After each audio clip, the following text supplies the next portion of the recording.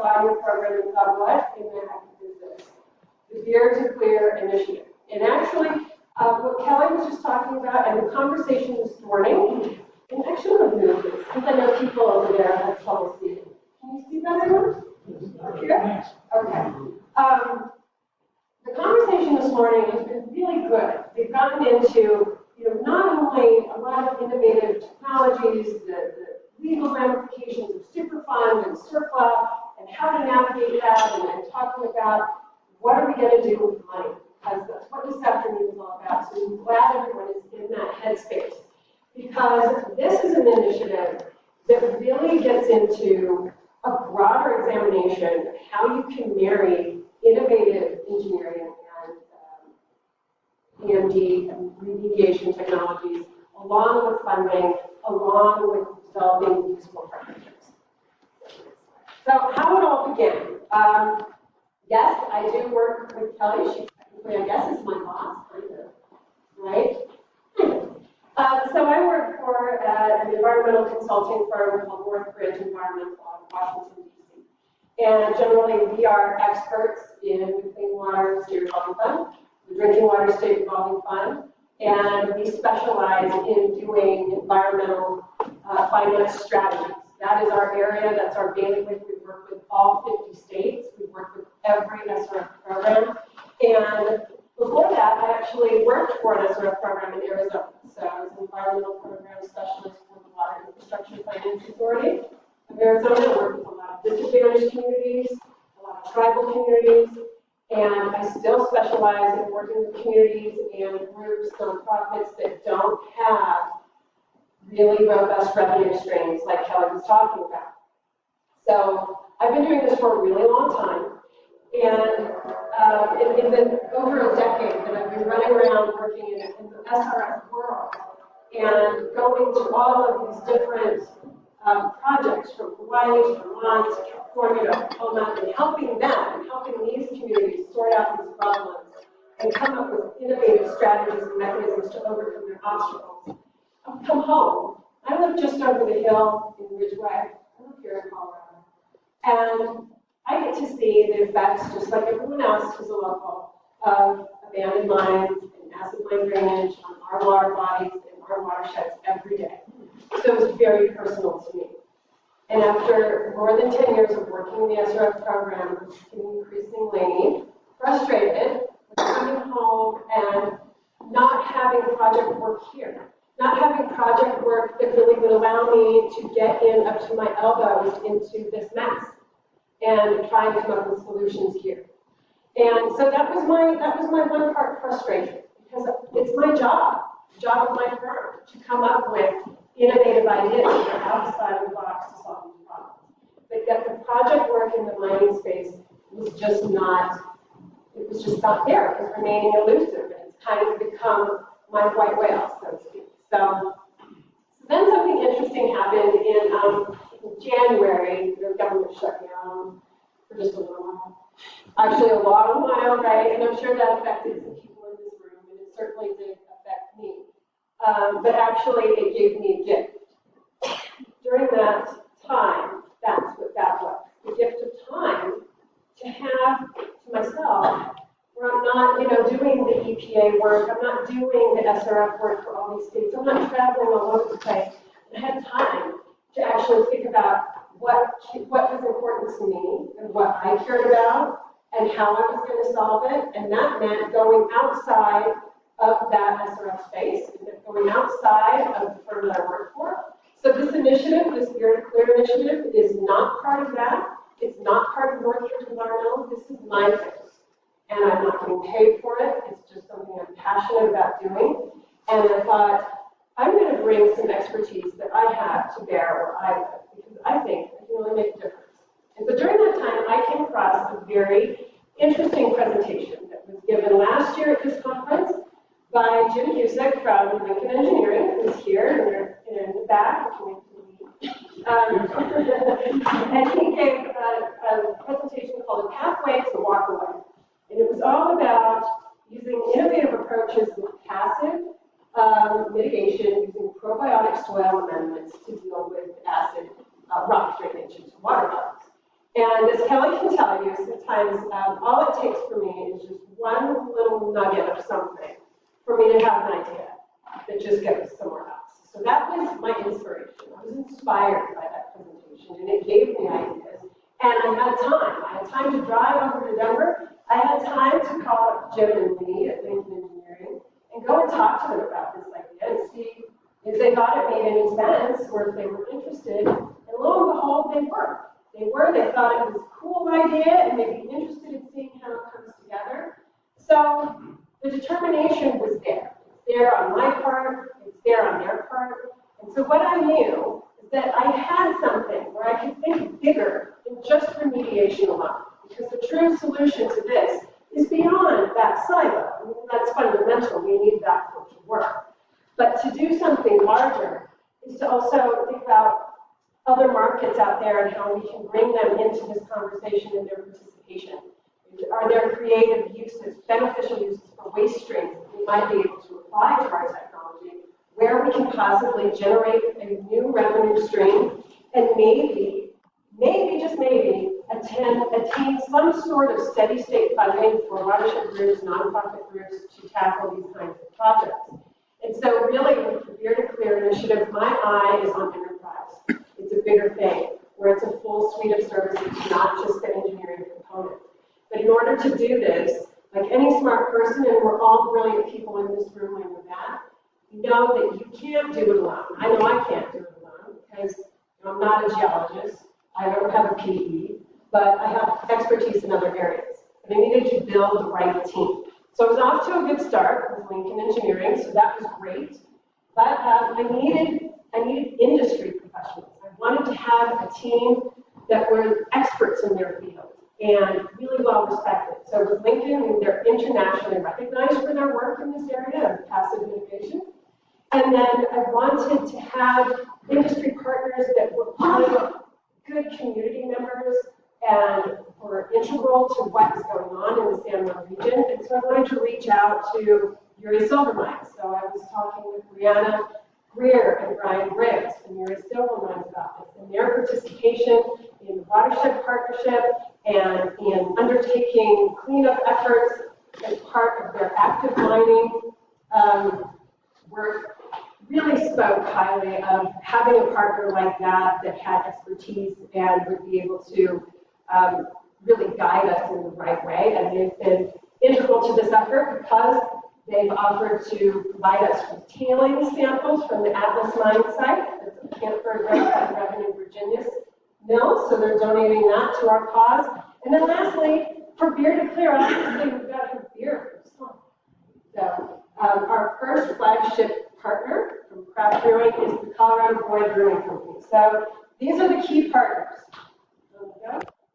And our mission, if this works, is to see if we can solve acid mine drainage one pipe at a time by using an approach that is integrated and inclusive. And that means including not only industry professionals, but integrating our communities, our stakeholders, and looking at those synergies between the healthy environment, thriving economies, and vibrant communities. And this undertakes what's called a triple bottom line economic approach. Who in here is familiar with triple bottom line economics? A couple people. Okay.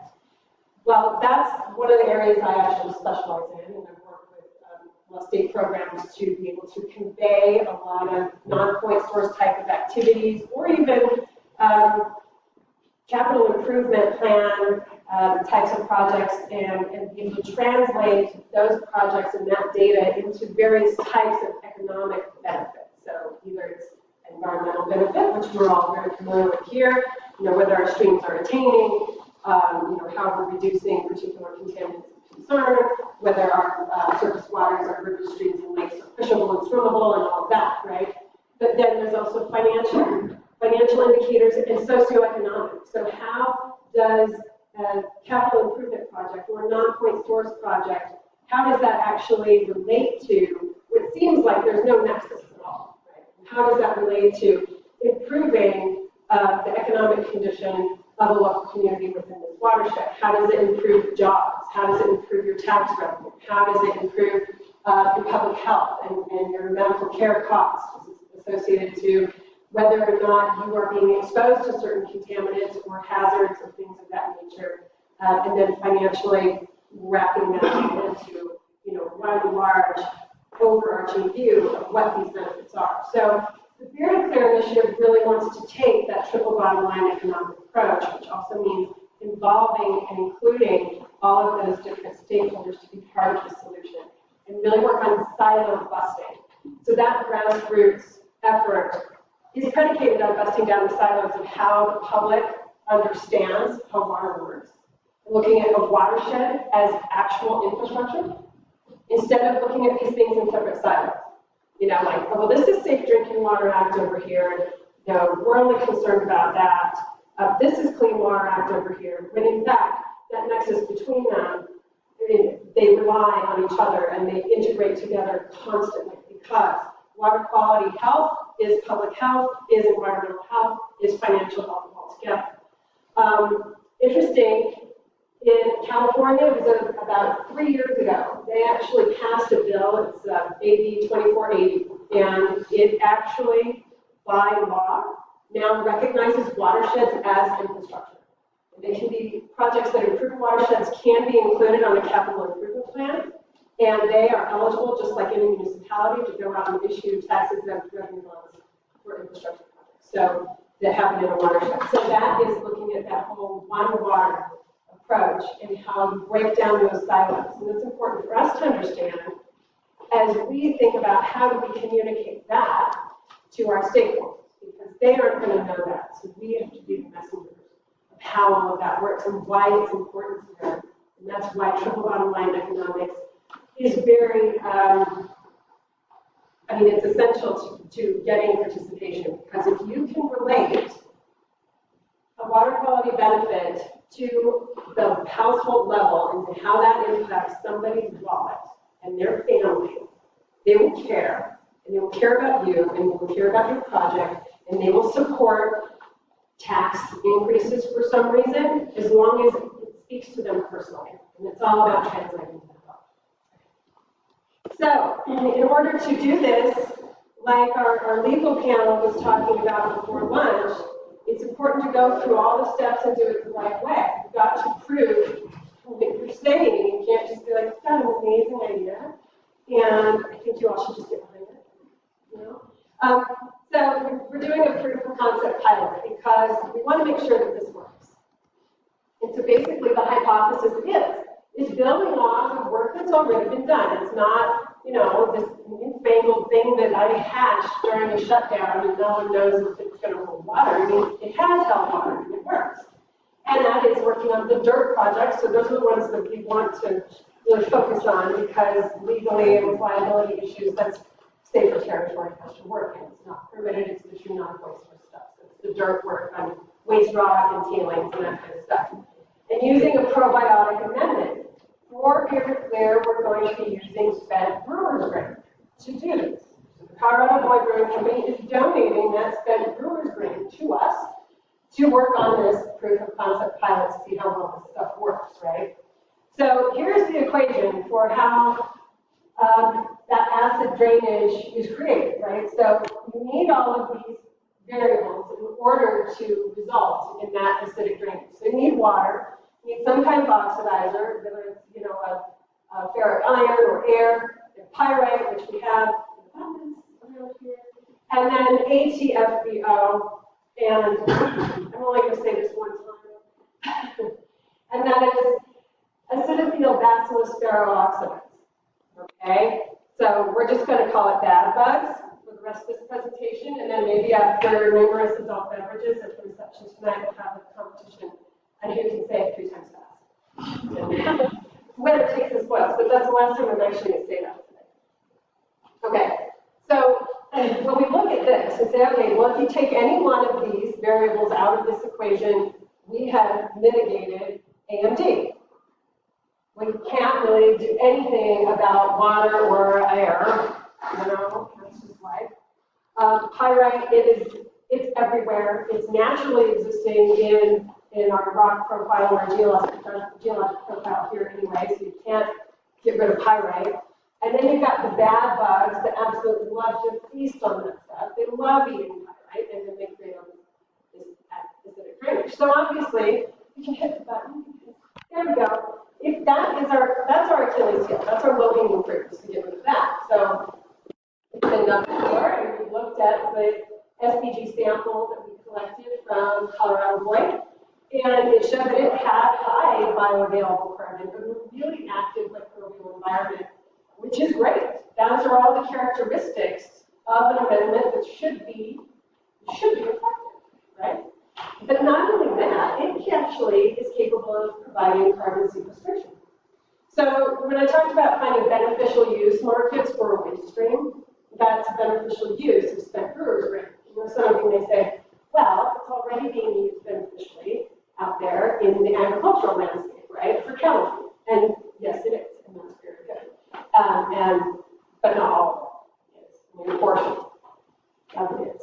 And the thing about this is, if you're using it for cattle feed, that actually gets converted into methane and carbon dioxide, right?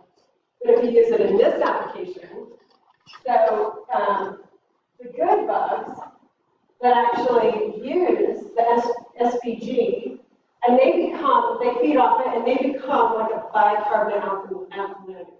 So they are not releasing carbon. So that's a little ancillary benefit that we weren't really thinking about, but it's still good.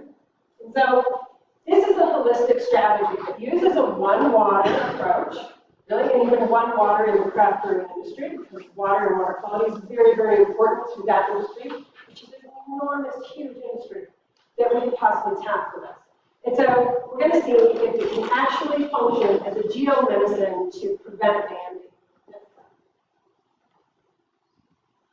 Okay, so the pilot. Here's a picture of Jim. He's not here. He's going to be here tonight. But I took this picture of Jim when we went to the Atlas mine site. There's a little mine in the background.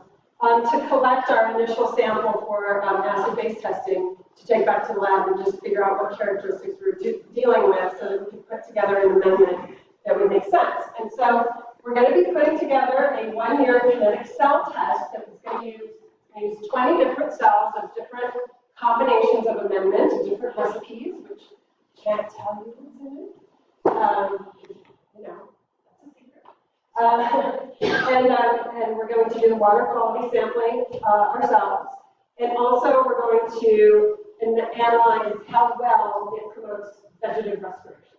So we're going to start with that bench test and try and get as much natural, we have to do artificial precipitation to mimic what's happening at Atlas Mill, because we can't do it in situ, simply because the cells will be covered with snow and they won't be able to measure or do anything. So we have to try and mimic what's happening up there during the course of that year. So we're going to have all the samples tested at the School of Mines lab in Golden. And then after that, we're going to hope to reconvene with you guys next year and find out what the results of that are and do a field scale test. And then if it's successful, we'd like to incubate this initiative and this approach in the San Juan region of Colorado with hopes for future expansion. Okay, so I'm not going to belabor this case study too much because Jason gave a lot of good examples, and John Watson did as well. So, but this is one I really like because it's California Gulch, where they basically turned the upper reaches of the Arkansas River from a very polluted reach of that river to now a gold medal trout designation river. It was super fun, and that's a huge accomplishment and a huge thing to attain using the probiotic approach, is what they did there.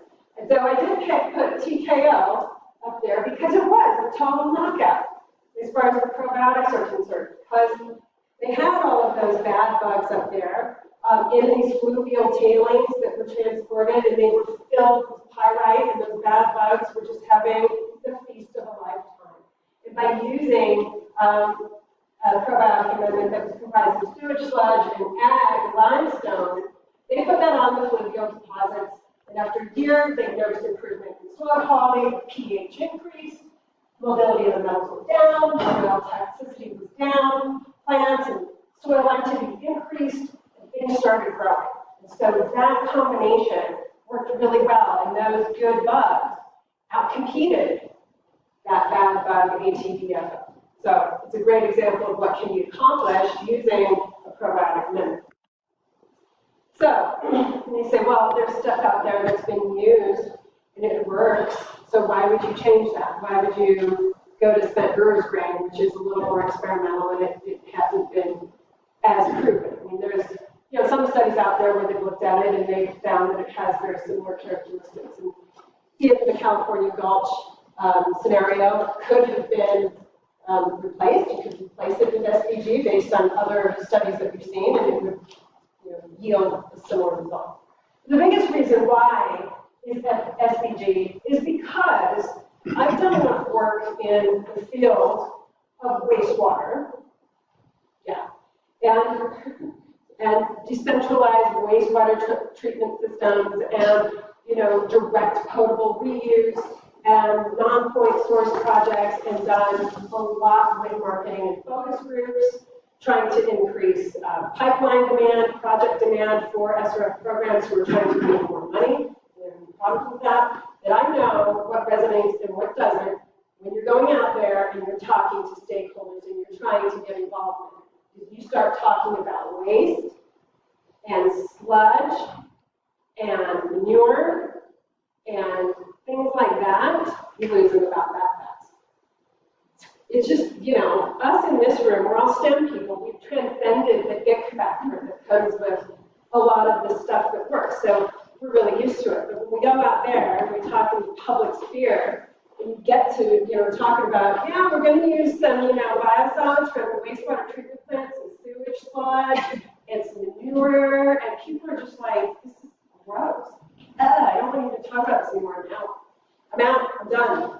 And so it's really hard for messaging. It's hard to build coalition. It's hard to build participation. It's hard to go to fundraising and get people to listen long enough for them to understand what you're trying to do, because they've already tuned it out. But there's something about spent brewer's grain that's pretty different, because everybody likes beer. Everybody loves beer. It's an enormous industry. It's huge in the United States. It has limitless marketing potential. It has limitless fundraising potential. And the public's adoration for that medium will never die. It'll never die. And you can have all kinds of events where that is part of it, and money is just rolling if the technology works. You can really make something out of this. It can really open up a lot of doors to access capital. And that's what this is really all about. Because the brilliant scientific minds in here have already come up with tons of amazing ways to solve acid mine drainage and deal with draining addicts, but it's the money that's always the problem. So, which is our question of where is my cheese? Where's the cheese? Because we can't do any of these projects, no matter how brilliant our ideas are, if we don't have funding, right? So, in our landscape, and we talked about this a lot this morning, we're left kind of searching for crumbs. We're not like the coal mining industry that's got, SMACRA throwing cheese wheels at us, like out in Pennsylvania, they've got more cheese than they know what to do with until it sunsets in 2021. But, they're happy until then. But in our world of hard rock mining and abandoned mine drainage and things like that, it's just not there. It's just not like that. And John Watson talked about Superfund and Surplus, and how really just in the West alone, to deal with all of the projects, the abandoned mine projects that dotted the West, that program would need an additional $50 billion that isn't there. And then appropriations are always up for debate at budget in Congress every year. We don't know what's going to happen with that. Sometimes those things are in the crosshairs of the 30% budget cut. And so that money is drying up and running out. You've got the Colorado Brownfield Grants and Colorado Brownfields Revolving Loan Fund. Again, that's a loan, and I understand, because I've worked with a lot of nonprofits before, that, you look at loans with some garlic and a crucifix and stuff, but you don't have to if you can think outside the box of how to generate money. There's SMACRA. So money for actual AMD projects is pretty hard to come by, pretty slim pickings, and its reauthorization is questionable. And one of its capitalization sources is going away in 2021. It's using that fee from the coal production, right? So that's going away, and because we're not coal, we only get a little pittance of that anyway. Then there's the 2019 grants. Life after Gold King changed the Colorado 319 program significantly. And that MOU that they had with EPA was terminated, gone. Their new 319 non-point source management plan no longer addresses A&D projects as a priority. That's been replaced by selenium and nutrient reduction and ag B&P projects. So that's not a priority anymore for them. And then, we talked about the grants. So I'm sharing this. You saw this earlier. You still want to do the same thing, but this just gives us a picture. So of this entire budget, and so, yeah, 11 billion sounds like it's a lot. Sorry. 51% of that, which is 5.7 billion that goes to AML grants. And that's largely reserved for the coal-related projects. They have first priority on that money, so they get preference. And then anything below that, so if you're a hard rock mining or dairy mining, you're a secondary preference for those funds. And of that 51%, only 7% of that goes towards acid mine drainage. And of that, we're going to, chop this up a little more. Each state gets only a percentage of that $374 million, and that's based on an allocation formula. That's a federal allocation formula. And each state's, run through that allocation formula. And Colorado, specifically, only gives it $1.1 million. Right? We do that. Not a whole heck of a lot. So that's just one example of how it's running dry. That well is running dry, and we've got to think differently about what we're doing with money. So Kelly walked us through the basics of how the Clean Water SRF works, and just for the sake of context, because sometimes we're not sure how much money these programs actually have to offer, especially when we're talking about federal programs or state programs. They're not known for having these extraordinarily deep pockets, but the SRF really is. And this is just how it ranks nationally as compared to large commercial banks. And so nationally, that program is $98 billion of assets under management. There's a lot of money there, but it hasn't explored this space yet. But there's opportunity to do that. So we're going to get our hands on some of that chatter. That is what this is all about, figuring out how we navigate through these obstacles and find alternative revenue sources so we can participate in some of these sources that have deep pockets of money, but then they have certain requirements that are hard for us to overcome. So changing approaches. So the guy, Victor Calabra of Region 8, he actually said at a field event that private capital and environmental groups are increasingly key to plugging those funding gaps, and that is true.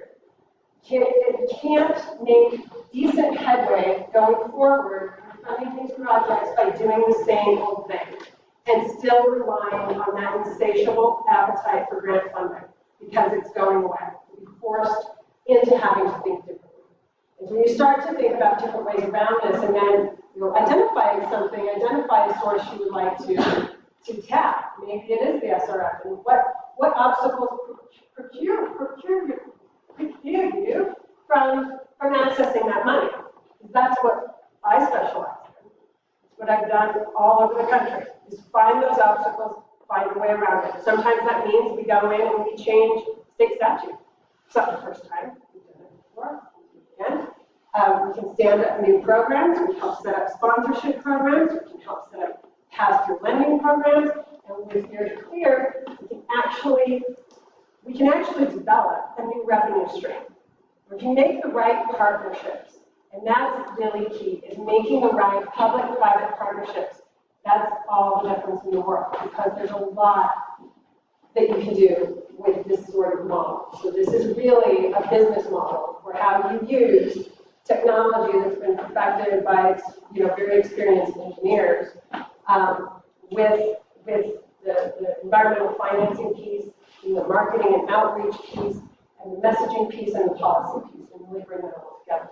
So, for example, it's not just about talking to watershed groups or municipalities or engineering people, but it's about tapping local culture. It's important in our local culture. What do we have going on that people are interested in and they care about? So local culture includes, arts and music and sports and, recreation and outdoor things and fishing and hunting and RVing and off-road stuff and skiing and all of these things. And people come here in droves to enjoy this, right? So when you think about all of those people that come here in droves to enjoy that there's 348 breweries just in our state, and we have a lot of them in our region, and that we have over 100 music summer festivals and 25 winter festivals, and say on average you go through about 100 kegs per festival. That would generate in one festival, if you were partnered up with the right brewery that wanted to participate with you, between $35,000 and $50,000. Just one of them. You start compounding and thinking bigger, and having good relationships with that partner and good industry partners, you can really start bringing in kinds of money that you can count on every year. You can revolve that every year, and you can have a steady state of funding and budget readily available to do your projects. Come up with 319 match. Come up with the remainder of funding necessary for maybe a SRF loan. You might actually have a repayment source. So it's a whole new way of looking at how to deal with this problem, a changing approach that relies on all of these pieces coming together and working with synergy. So it's important to find strong municipal and mining industry anchors. They are essential to having these partnerships work, as well as working with state agency programs. So those are your real anchors, and then you build out on your stakeholder partnerships from private capital, private industry, and those kinds of folks. Is that it? Thank you. I have one more? Oh, yes, here it is. So I just talked about this. This is sort of the enterprise approach that I was talking about. So if it were to succeed and we decided to make it an entity that was available to help, not just in this watershed, but maybe throughout Colorado, it was available to help. It would be, not just the mining piece. Lincoln would be doing all of that site remediation and engineering and all of the logistics associated with that, but also helping with some of the strategies associated with environmental finance, helping with you build partnerships. So if you are a watershed group or a nonprofit group, you need to build the right partnerships. That's a service we can help you with. We can help you do coalition building. We can help you do political advocacy work. If you do have restrictions with your local regulations, even state regulations, that's something that we would also be able to do. We performed expert testimony at legislative hearings before, and we actually helped the Colorado SRF program change several of their initiative rules to change their priority scoring systems. And so it's territory that we're very comfortable in and we're very familiar with. So really the next step is for us to get on with our test, our pilot test, and see if it works. Because if it does, I think that we can do some pretty exciting things.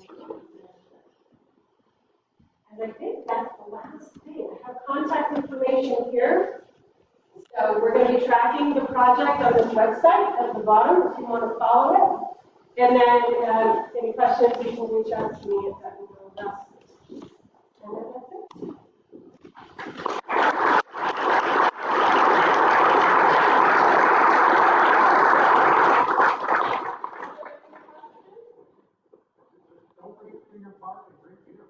That's right. I mean, that's not an extraordinary request, right? Yes, sir. Yeah, I'm curious about this canvas site testing you're going to be doing there. First of all, does your self-reliance, is their responsibility grandfathered in?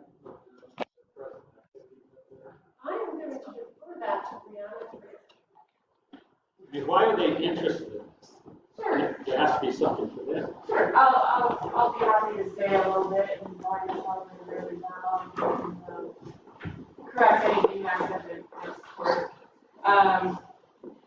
Gray Silver Mines owns a portion of what was formerly the Atlas Mill site. It is the gray tails, in essence, not the orange tails, the finer slimes that went further downstream. The Atlas site itself was actually a Newmont Eldorado property and is currently been given to the Forest Service with no real viable PRP. But it's upstream from your Silver Mines. We see that it impacts our groundwater. We see that it impacts the water quality that flows by our disturbance boundary. And so we have a vested interest in trying to make that better. Because one, part of some property that we don't even know we don't have an official liability for it, but two, it's bad for the brand to have a mess like that next to your pond. Thank you, Rita. Yeah. So have you sharpened the old pencil? And let's say this works. Do you have any figures that your Silver Mines can say, wow, look at this. We pay you $5 million for your treatment process, and you save us $5 million. Have you gotten to that point yet? No, not yet. Not yet. But we're hoping to be able to participate in this conference next year. And during that time, we're going to be working on, getting to those kinds of details. This is something that, I just hatched the plan in January and have been doing my job that I actually get paid for. And then this on the side. So it took us a while to be able to get to the tailing site because it took forever for the snow to melt. So we're just taking it step by step, but yeah, those are things that we definitely want to get to and want to be able to put together some pro forma numbers. When your engineer is involved, do you have enough holes in the ground that you can extrapolate from them to say, yeah, we took care of the whole mess? Just to chime in on this, we went ahead and gave some tenant material for this research project, but there is already a bit of effort underway at the Atlas Mills in partnership, Unchloride Watershed Partnership, and TU, the Forest Service of Virginia, and ECA right now, in attempting to find something to do with that material that was useful. Previous ownership at the Revenue Virginia has drilled 120 holes to see if they could actually refill the material, which it wasn't doing economical to refill. So there's a fair bit of characterization. There's Ashley Benvenek wrote assessment of the site, going back decades. There's never If I could clarify that, so, and I think Brianna touched on it, so there is currently a supplemental environmental project on the Atlas Mill site. Mary Silver Mines has also gone ahead and added to that amount of money, so there's going to be about a $350,000 cleanup that was slated for this year. Of course, we had the winter from hell, and we couldn't get to it. We also had some delays in getting through the ECA process with the Forest Service, but Trout Unlimited, we hope will be implementing the cleanup next year on the Atlas Mill tails. That'll include a significant amount of stream bank restoration along our property, which is along the stream. But as Brianna said, the bulk of the tails are actually on Forest Service property. We have a question over here. I'm going back to your research. Was the Corcutt, was this only tested in California? Going back to the. No, California Gulch is that's what I meant. California Gulch, yeah. No, it's been done in a lot of different places. I know Lee and Jim have done it internationally as well, right? Right. So we're just using the brewery waste basically as a substitute for sewage sludge in your organic component. It has a really great mixture and a lot of carbon in it that we need. Also have a lot of biological content that we really get to fix on. So in this testing, we're looking, hopefully we can use a kind of a topical treatment. And you don't have to rototill it in. That's our greatest goal. And we don't have also have to add a lot of other amenities to keep costs down. So you really can just take it a truckload and go place it And then, obviously these projects will probably take a while because the breweries just can't give you, 100,000 tons of it at once. And you don't want it sitting around waiting, so it just needs to get applied together. But, we're just going to start the testing phase, and ideally we're trying to find the cheapest way to apply it. We know it'll work, but just what amount will work. And if we can find a way to be done very cheaply, then really honestly. Thank you very much. I think we're out of time for questions, so thank you very much. Meet them later.